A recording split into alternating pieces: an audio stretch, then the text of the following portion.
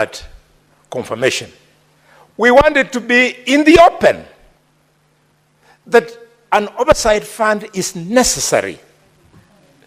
In the last few months that, Mr. Speaker, I've been allowed access to oversight funds, I can see the returns. I can even see the number of vehicles that used to be in the governor's entourage.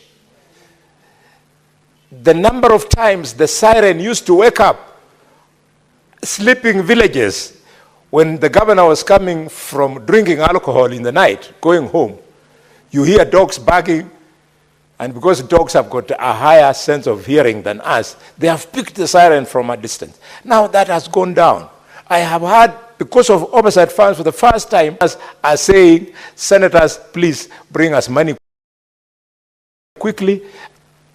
In an event, example, the oversight fund in the hands of the affirmative action by the woman MP, we don't see it.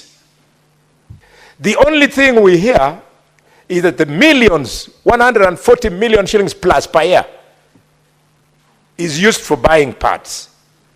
Are parts that expensive?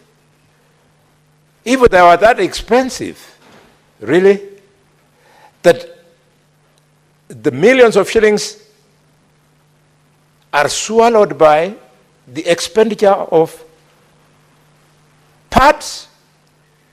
I think you guys call it in good English, sanitary tiles. My daughter is seated there at the desk, at the clerks at the desk. The ones who normally teaches me good English. It can't, it's a lie. So we need to audit these people. I saw Gladys Wanga when she was woman MP. She put up markets. But others go around in Kakamega telling people, I have bought umbrellas. An umbrella, really? Of 150 shillings? And that is what you have to show for your affirmative action. Mr. Speaker, we can do better.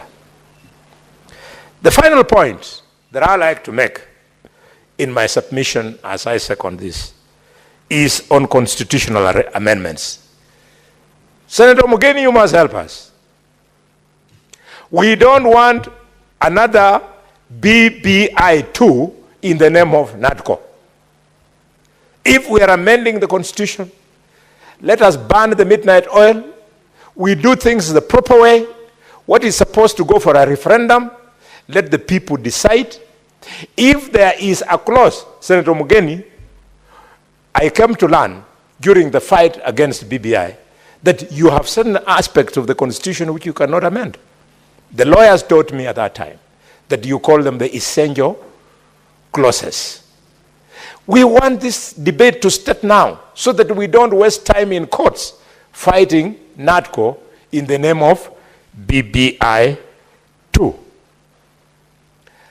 Up to now, when we shall come to vote, I am one of the people who will vote against expansion of the executive. I do not understand the benefit of an expanded executive. Take, for example, the chapatis that the governor of Nairobi was talking about yesterday. You can see the benefits. The primary school children from Mukuru Kwanjenga, from Kawangware, they benefit from those chapatis. We want decisions that translate into returns on investment. So what if we have a prime minister with 2 deputies and a president with a deputy? How is it going to improve the lives of the people? Other than just stroking the ego of the big men of Kenya and big women to share positions of power. The office I would certainly support is the leader of the opposition. Under this new constitution, because of the provision of majority and minority, the leader of opposition makes a lot of sense. That I would support. Mr. Speaker, with all those remarks, I strongly second the motion for adoption of the report of the National Dialogue Committee.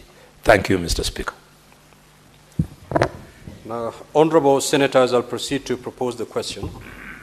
that the Senate adopt the joint report of the National Assembly Departmental Committee on Justice and Legal Affairs and the Senate Standing Committee on Justice, Legal Affairs and Human Rights on its consideration of the report of the National Dialogue Committee, NADCO, and the report of the multi-sectoral working group on the realization of the two-thirds gender principle laid on the table of the Senate on Thursday, 13th of February 2025.